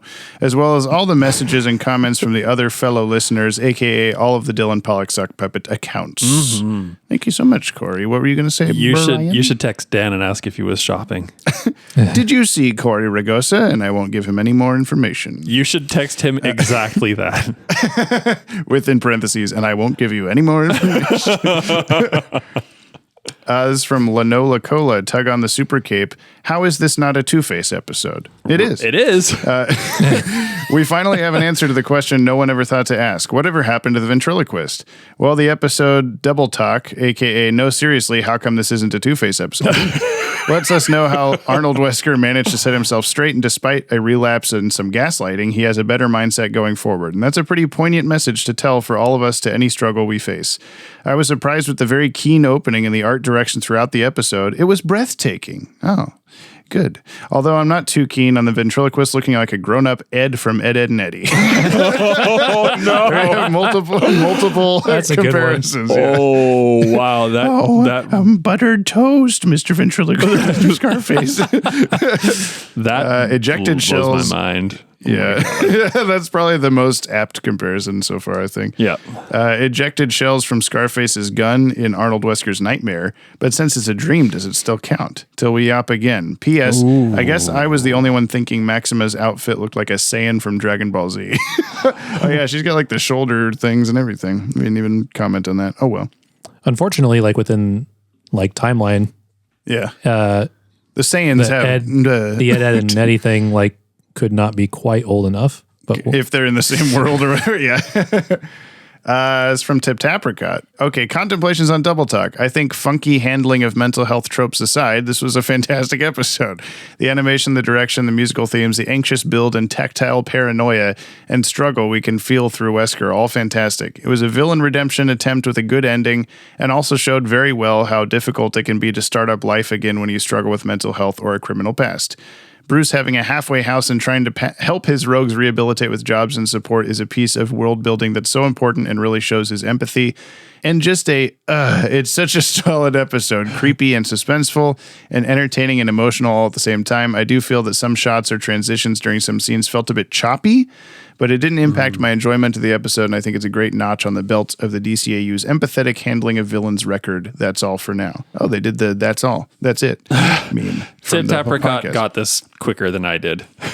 yeah, very thoughtful and accurate comment. I think the choppiness, there was one particular shot of Batman locked into the center of the frame, just doing a walk cycle, and then the background was moving behind him to show him walking through the big like statue place. Yeah. And that was like really choppy for some reason to me, but there's a couple of bits where I noticed like Arnold's face was like weirdly animated, and granted it's like 6 pencil lines. So like I do think that it was weird that the final shot of the episode, he's just had the little dots fries the entire episode, but then when he makes like a cheeky, well, just whatever I say, and then he like his little lines come up as he squints his eyes, and I'm like, what? Because you've never had those. What is this? Imagine that you're talking to one of your friends and they smile and they get an additional facial Lines feature. appear. Not even like just creases, but like something like an extra cheek appears. And you're just kind of like, Can you do that on command? What's going on? We got a damage report from Euphonium Star for thank fucking God. Lawyer Queen. Joe, this is maybe my favorite, fairly new addition to our listener mail segment. It's just which is just everything that got destroyed in the previous episode. This is good. Arena floor, gate, cop car, Lexoscale suit 5000. Does that count if that happened in a different episode? Punks, Angela Chen, specifically that one punk. Angela Chen's desk, TV camera, microphone stand, another TV camera, studio window, floor ceiling, TV van, 2 I-beams, stalagmite, Sazu, tunnel floors, Carnarite, Decene's guards, palace roof. P.S. I couldn't post last week's damage report in time, but it's there if you want a bonus. Oh my God. I'll imagine. I'm sure it's great. They're always great, Jamie. Yes. Batgirl Fangirl Double Talk, one of my favorites. Oh. That newspaper he pinched must have been really engrossing, or Hips McManus has really slow reactions with Batman standing next to him, not even in darkness. That scene struck me as really strange because like we don't know yet that that's why they're there. And so he's just like drinking milk. Batman walks up right next to him and he's, oh God, it's Batman. And then Batgirl slams the door shut and also walks up to him. And I'm just like, what are you guys doing? what is the fetish here? Like, what's going on? And then they're just like, we found your wardrobe. I'm like, oh, okay, Jesus. Weirdly laid out. Yeah. I love the trippy, twisted opening. It really worked well with the animation style. The conveyor belt path and the demonic Batman really top notch. Yep, I never noticed Clark and Lois cameo until now. They could have brought a picnic basket or a chess set or something. Lois looks so bored. Maybe a newspaper. The action and fight scenes were really well done throughout. It's in the new Batman Adventures with the more basic art style where I think it really shines myself. Awesome episode. I like this one a lot. As really complex story, well told, I thought. I really felt sorry for poor Arnold throughout being manipulated as he was. I'm glad it had a happy ending. Keen pod, guys. 5 stars and 5 Batman backhanded punches. We share an opinion on a keen effect. Yes. Also, do you get the impression, Jamie, that our listeners are smarter than us? I think so, yeah. And they'll be upset at us once again. I don't know. Now there might be 3 brain cells in this episode. Yeah, we've multiplied. Zach Diamond says, hey, James and Brian. Hey. Joe's here, too. First of all, James mentioned that he got the Freakazoid pin I sent him. I'm not really a fan of Freakazoid, but I knew James was, so I figured he'd like it. I hope you do. I do. Two-Face was in this episode. Warrior Queen is an interesting episode. Maxima is a surprisingly silly character. I mean, I kind of like it, but I can't help but think it would have been easy to make her a stoic, humorless bitch. But I wouldn't necessarily have loved that. The old married couple got quite a bit of attention, not only in the episode, but also from you and from the mail. I'm pretty sure they're based on the Kravitzes from Bewitched. I'm not sure if someone mentioned that. Oh, I don't know. Oh. That'd be cool. It's also neat that the wife was voiced by Renee Taylor. Not only do I know her from The Nanny, but she was also married to Dan Turpin's voice actor, Joseph Bologna. That's interesting. I didn't know that. Jamie, go back in time and put that on the trivs, quick. Putting in trivs. Great podcast as always. Can't wait until the next one. Stay Yoppie, Zach. Thank you, Zach.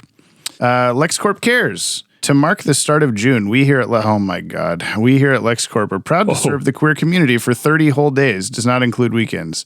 Best wishes, LexCorp. Sent from a cheaply made rainbow phone case that also serves as an advertisement. Well, hey to the girls, gays, and theys. From all of us here at LexCorp, we are celebrating the LGBTQIA plus community.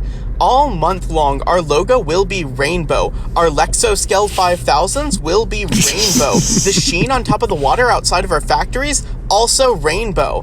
And what's more, we're donating 100% of our profits to LexCorp, which employs like tens of gay people. Isn't that wonderful?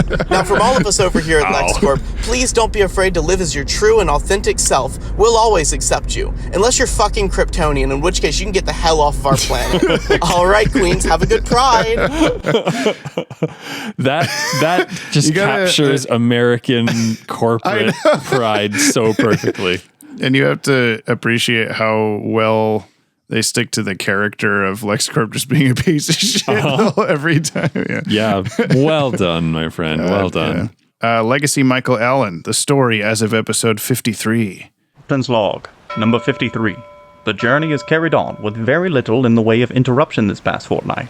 We passed by some small island on the trail with circus tents lining up the land. A magician seemed to be performing, though it seemed like she was being arrested by downtown Dan Reba immediately after performing her trick. I could catch a glimpse of a tattered poster on the accompanying lighthouse. The Flying Richards, it said. I do not know who came up with that title, but there will be a reckoning. Around the same time, I saw a discarded golden trophy floating by the ship, labeled First Place on leather wings. Confusingly, as I was only halfway through enjoying the scenery of this gorgeous circus, somehow my view was ripped away, and I was instead greeted to the sight of some grisly three-fingered charlatan in a monocle. He whined something about his basement and how society was to blame, and just as quickly as he had appeared, the circus returned. Strangely, the circus looked slightly less impressive on its second appearance, as though one half of the circus was built by a slightly less impressive craftsman. This voyage continues on as I continue to write my findings so that I may deliver as much information as possible to the Yoppie courts. God. We have to, simultaneously remember what episode you're talking about and what podcast episode you're talking about. Because somehow in a 4-day period, you get all these new podcast episodes you've listened to. It's not healthy. You got to slow down. I'm sorry. We're worried about you. Yeah. This is from Scotty Cameron. Haven't heard from Scotty in a while. Hey, Yoppie dudes, long time no see. Sorry, I've been busy with job interviews and whatnot, so I haven't had a chance to write in since Comic-Con. Now I've returned, and I'm just in time because this is the last episode of 1997, and we head into 1998, the year I was born. Where's the trombone sound? God. Look, my sister was born that year, so it doesn't feel as weird to me, but it's still It's still bad. You shouldn't have done that. I like how You just tell me you should have been born. No, I didn't say that. I like how Double Talk shows us Wesker trying to turn over a new leaf in the trauma of remembering Scarface. I must say it's the best Scarface and ventriloquist episode. Okay. Of the two, I guess. I'm going to give some rapid fire thoughts on past episodes. Superman isn't into Maxima, but Lobo is. Nightwing cucks Batman for once by getting busy with the woman Batman has wet dreams about, Catwoman. Underwhelming introduction to Steel. Yeah. Titan Season 3 stole Scarecrow's plan from this episode. I wouldn't know. I didn't make it past 3 episodes. Superman killed a man with the court system. Evil RoboCop. Mr. Freeze, what happened to you? Yeah. Well, that's all for now. Stacey Yoppie Scotty. Very, very rapid fire. Thank you. Eric LeBeau, Double Talk, or if it's time to amputate when the muscle starts thinking it's the brain, does that mean you should get a vasectomy if you start thinking with your dick? Yes. Yes. Yes. Honestly, I don't have too much to say about this. It's just good. Aside from ventriloquist basically looking like a thumb with a face with his redesign. Yes. That's true for the thumbs. I will say I relate to his plight of being terrified of a supervillain haunting your life, because now I'm looking over my shoulder constantly in fear I'll be hit with a boulder. Heck, even maybe the boulder, given how strange things have been recently. One thing I like that this episode highlights is how Bruce is always so intent on trying to help the villains he can. He's actively watching over the ventriloquist to make sure he's okay, gives him a job, helps him solve his issue at the end. What a hero. This episode actually reminds me a lot of Psycho 2. I have never seen this. An underrated movie that follows a very similar premise. I wouldn't be surprised if it was an inspiration for this episode because there are a lot of exact same beats throughout. Also, you probably stumbled onto something. Yeah, maybe. I've never seen that. Maybe I never will. Also, Brian, what do you think of the Crow comic I sent thus far if you've started reading it? I'm curious about your thoughts compared to the film. Until next time, keep calm and yap on. Have you started it yet? It is number 2 in my queue. I'm sorry. There's a book that you know those books that you read that you're like, I'm enjoying this, but not enough to read it every day. I hate to say I'm in one of those right now where I'm just like, oh, it's a good enough book, and you have to get through it to get to another book to then get to the Crow book. Yes, exactly. Yeah, I just like thumbed through it and was real impressed with the art. You just Arnold Weskered through it. Fuck. Imposter Banana says definitely okay. Oh, I don't like this. That's a new one. Joe isn't in on the banana lore, but it's okay. Okay. Ashley Tutchin, my biggest takeaway from this episode, James likes to watch Brian sleep. Gotcha. Yeah, I do. I'm really surprised you didn't add Death by Snoo Snoo to the list of Superman's weaknesses. Oh, and James, for weeks I've been getting you as a Facebook friend suggestion. This has led me to assume that just like in that show, God Friended Me, I'm supposed to help you with some sort of personal crisis. To be honest, though, I ain't got time for that. So get your act together so God Zuckerberg will leave me alone. Now it's time for the question of the week, Dylan's favorite part. Jim, Brick, which one of you is Troy and which one is Abed? I mean, James, you're obviously Abed, but I'm curious to hear your thoughts. Yeah, I think that's pretty accurate. I think I'm pretty Troy too, actually. Yeah. Like I think that's a very clear. I think that you are super obviously Abed. I think I'm the maybe not as obviously. Super obviously Abed. I think the me as Troy, I'm maybe not so necessarily Troy, but maybe it's obvious to everybody, is that like I think I'm more adept than I actually am. Well, I think you do just fine, okay? And now we do this. Brian, Jamie in the morning. Yeah. True score, Double Talk or Toxic Puppet returns again. We're back again, Brimbo and Jimothy. Oh, Joe's here too. This episode to me is like the definition of the perfect Batman episode. We take a villain and delve into what makes him who he is, all while getting Bruce and Batman doing investigative work trying to help him out. Not to mention they switch things up on us, showing Scarface doing things by himself, even though he wasn't. But it's still a shock, and he still teams up with another member of the Bat family. I just don't have any complaints. It was a well-thought-out mystery, and everything flowed exceptionally well. There was good action, story, acting, animation, and emotion. This is why I love this character, and everything revolves around it. Okay, here's your comments that got super out of hand this week. This is from his friends or roommates or whatever. Yeah. I think he specified to me on the Discord that sometimes They're friends. Sometimes they're roommates. Sometimes it's a significant other. So it's like whoever's in his house when the episode plays. I love that. Wait, we're watching Batman? Whoa, this opening is dope as hell. Mindscape looking ass with that chest from the Goosebumps show. Whoa, Nightmare Batman looks dope. Brody, that might be the coolest part of the couple of these I've watched so far. Wait, Morgan Freeman? Arnold's literally me, small, hunched over, and mentally ill beyond compare. I'm actually super invested in this episode and kind of don't feel like I should make jokes. You're definitely still going to make jokes? Yeah, most likely. My favorite Batman move is backhand punch. Has he ever done that in the movies? I think Keaton did it. Keaton? Yeah, Michael Keaton. Like Beetlejuice? Yep. I forgot he was Batman. His like other most famous role. Yeah. I'm pretty sure George Clooney had one actually. Did he? I think so. Oh yeah, no. In the ice place. rink, Yeah. Oh my God, you guys. Hi, Freeze. I'm Batman. Well done, Joe. Yeah, you're right. That shot of him in the telephone box is terrifying. What the hell? He's up and moving by himself? Is it the small lady? I bet it's the small lady. Oh, I didn't even think that is like a red herring at all that it would be her. Shit, I didn't either. Scarface jump scare on the couch. Oh, Jesus, fuck, that got me. Wait, another small man. Why are there two little people here? Did he just steal milk from a mother and child? The hell? Oh no, Morgan Freeman. Why is Bat Chick's cape so damn small? Yeah, I don't know. He's the puppet, not you. Spit, Batman. That was such a good line. Him and that little chick gonna hit it 100%. We know he's attracted to that. Ayo, calm down.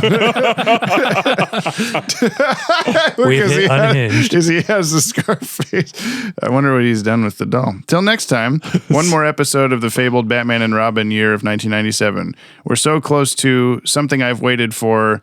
Can't wait. Sincerely, your favorite emailer outside of everyone else who emails, Brody. Sent from my egotistical, toxic, animatronic dummy doll with detachable say hello to my little friend gun, slightly damaged with crack to exterior face, enhanced with Disney Fast Play and Wi-Fi.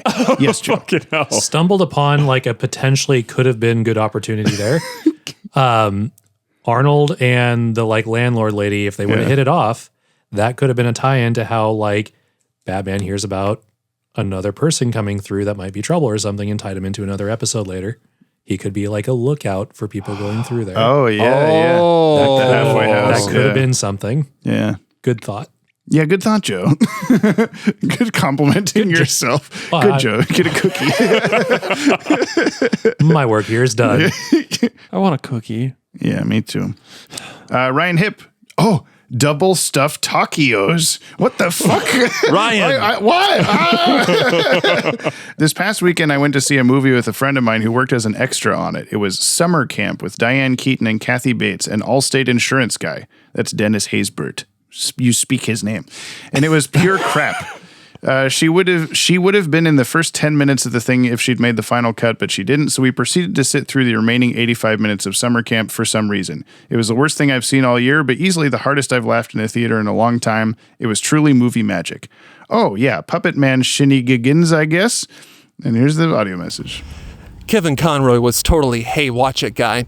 It's everybody's favorite. Down the basement. Like the cellar door, and baby, double talk dirty to me. Across all the iterations of Batman, Kids WB, Fox Kids, which is when it aired the whole fucking time except Sunday nights. I'm your children's programming king/asshole. Don't defy me.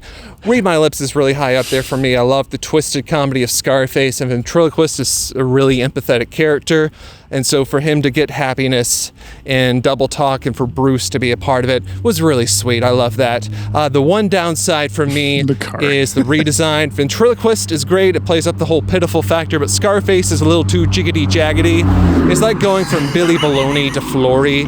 Like, I wouldn't call the old design cute, but it really helps with the whole, oh, little ventriloquist man, and I'm Jamin. This is my normal speaking voice. Nope, that's Adam Sandler. That is Adam Sandler. I guess I agree that the previous Scarface character design was more like normal puppet looking, and this one's like purposely angry, scary, spooky man. So it's less. But there was, I don't know, there wasn't much in this episode that was like, oh, he's supposed to. Because in the previous one, the first ventriloquist episode was supposed to be like oh, we don't take him seriously. And he's like, hey, fuckheads, I'm in charge. You listen to me. Right. And this one, they were wanting him to come back. Like they knew he was in charge. So I don't know. Scarloey 1, jump on the mechanic wagon. This episode's really sad. Why was everyone so mean to the nice little gangster? Hello, listener, and welcome back to Jump on the Mechanic Wagon. I'm your host, Scarloey 1. In this episode, I will tell you about Season 1, Episode 6 of The New Earl Adventures, A Nice Park to Die Hard. While Earl was walking down the street, a woman with purple eyes and a large man with glasses came up to him and asked, "Is there a good place for a picnic around here?" "Zaz Park is a beautiful place for a picnic." "Thank you." That's Come just on, Kronk. Zach. Let's go. The end. It's just This is one of those classic, really boring episodes. Seriously, what was Bruce Timm thinking? Anyway, see you next week. Same TV time, same poo-poo channel. Yeah, that's the Superman crossover episode we're trying to figure out. It's just they just go on a picnic. The end. It's Your voice kind of sounds like John Mulaney's. A little bit, yeah, I can hear it. And then Kronk in that one part, like Brian said. Oh, you just go, you have a picnic there in Zaz Park. Jamie, what the fuck? That's so good. I pull it out every once in a while. It's okay. You've been sleeping on your Kronk impression for years. Yeah. It's the fuck? Goofy. That's what it said. I know. I love your Mickey Mouse, but Kronk? Yeah. It's me, Mickey Mouse. Yeah. Dylan Pollock, Double Tuck, a.k.a. Morning Wood. With the U, morning, it says. It's time for the thoughts of the week from Dylan Pollock on Double Talk, or this could just as easily have been the title of a Two-Face episode. It was.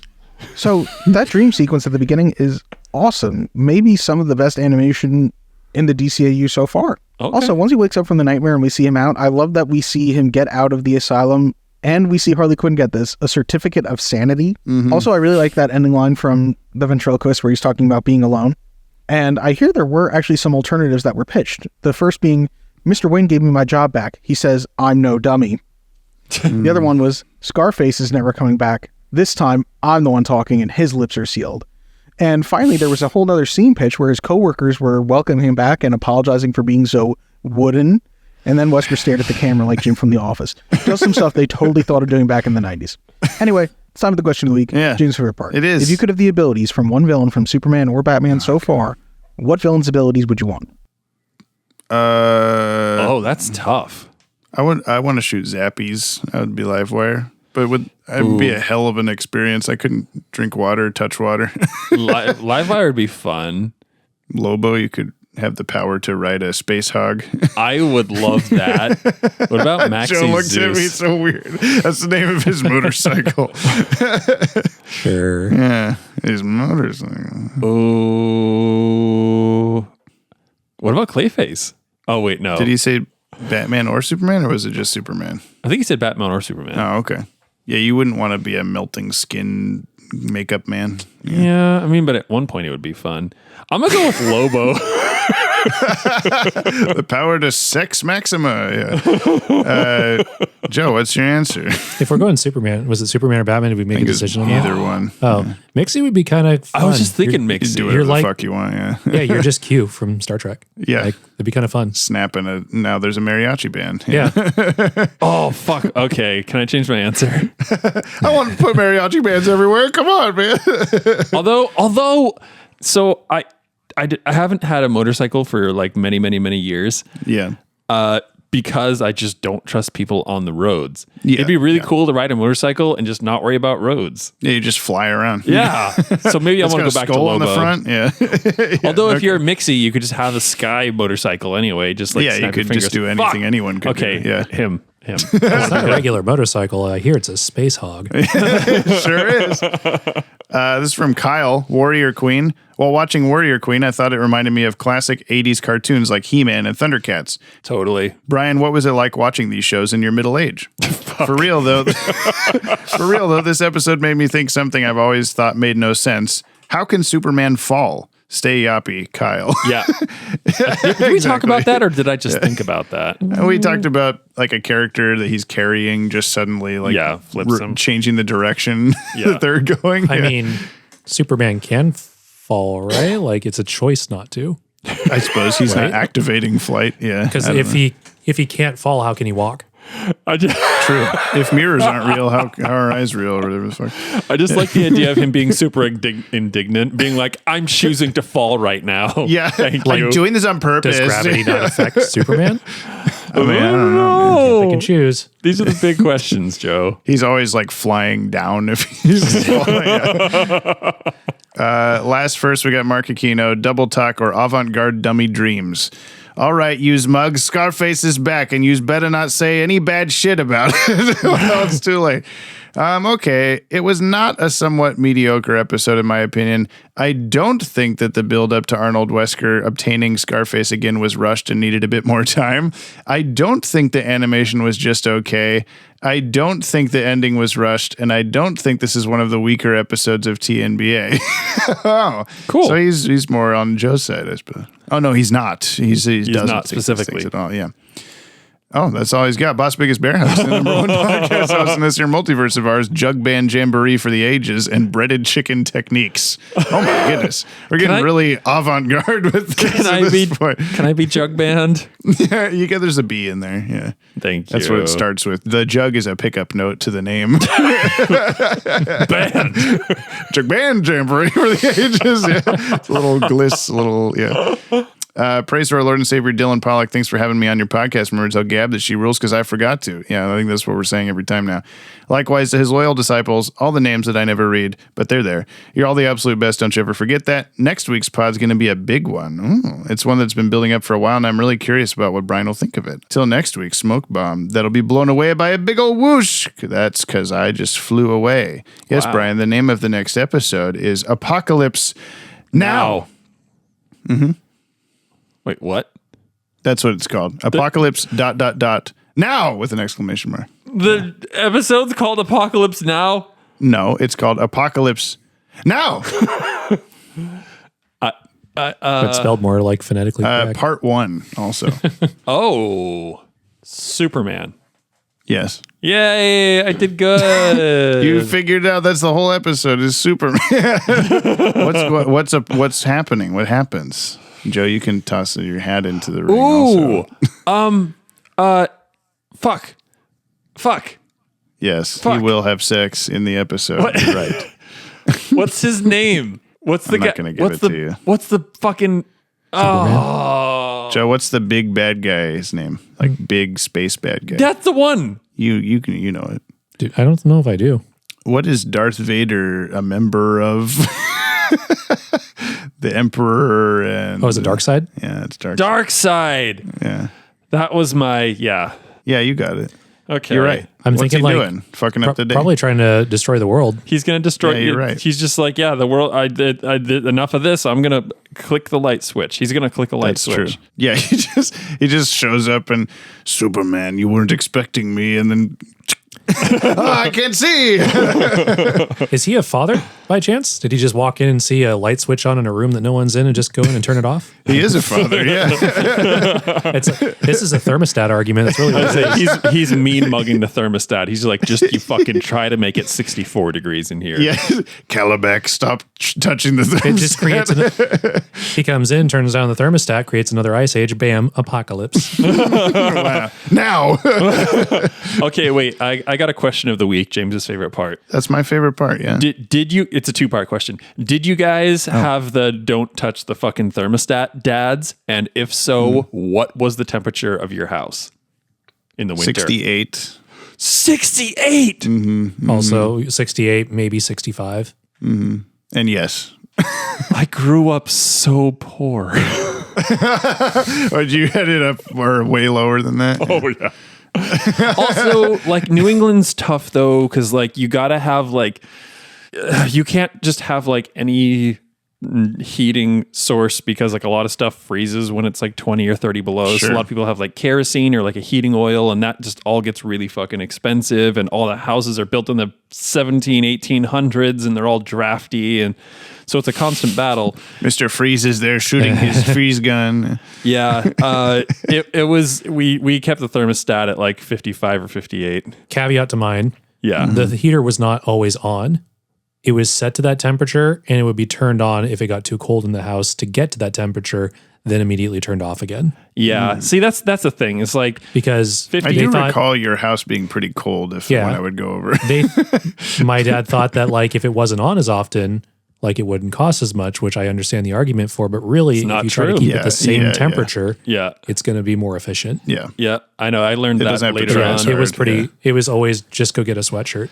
Yeah, which I think is fine. I think it's easier on the West Coast. Like the big thing, like 55 sounds really, really cold for like West Shiggity Coast. schwa. It's cold for the inside. But like if it's minus 20 outside, like that's a significant amount of energy you have to put into heating the house. So I think it's kind of like, you walk into a house that's 55 and it's minus 10 or 0 outside and you're like, you're like stripping off all your winter clothes because that's a heat wave. Yeah, but you don't have to work as hard to keep things frozen. I would also say my dad was not like Family Guy level, like who touches the thermostat, like run in kind of a thing. Yeah. But it would stay 68, and then if he noticed that it had been changed to be hotter, like in the winter, then he would just like sit us down with like a stern talking about not doing that kind of a thing. The other piece of it, like especially out here, is that if you don't keep the temperature relatively the same or in the right spot, like mold becomes a problem really quick. Oh, that's We're fair. in the wet place. It's a very wet place. Wet place. Oregon. Yeah. Well, next episode we enter 1998. So this is the last episode of our season. Yeah, Jump on the Bat-Wagon season 7 starts next Wow. time, which sounds way more because if it was by year, they'd be like Jesus Christ. But we'd be near the end if it was by year.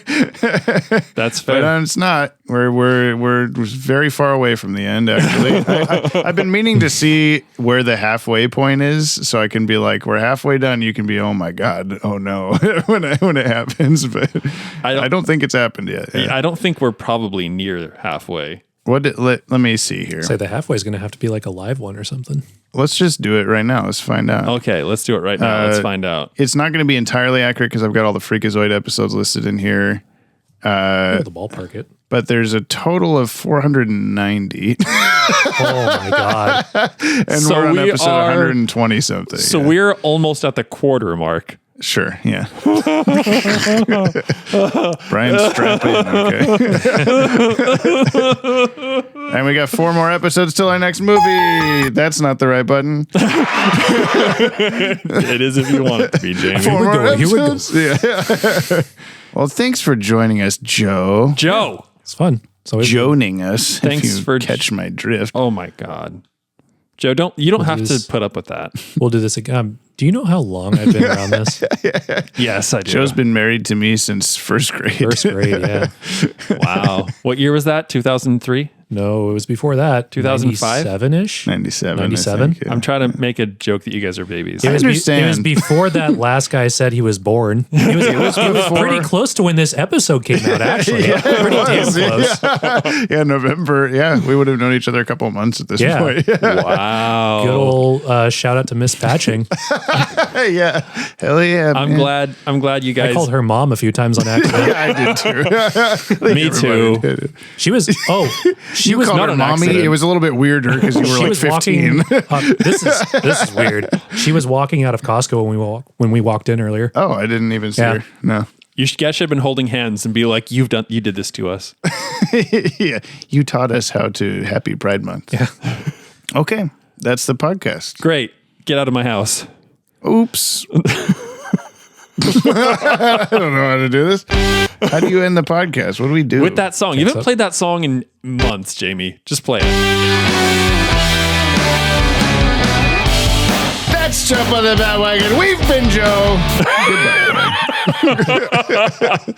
That's how you end a podcast. And Mr. Wayne even gave me my job back. I'm so glad, Oni. Maybe now that you're back, you won't be such a stranger this time. Use the rec room. Sometimes it helps to be around others. I will. But for right now, I'm just looking forward to being by myself. Jump on the Bat-Wagon is hosted by the Watchtower database. Subscribe to our YouTube channel for DC Animated Universe videos on a regular basis.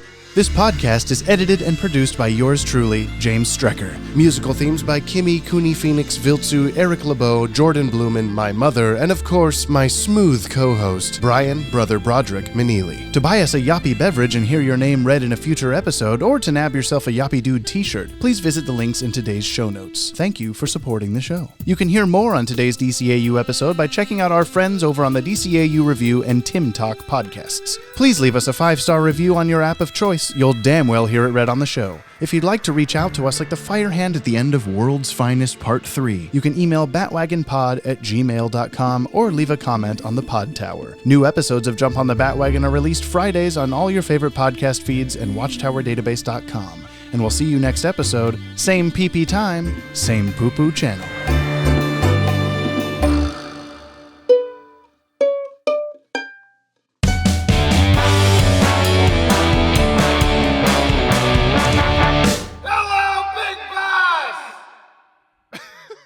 Stupid.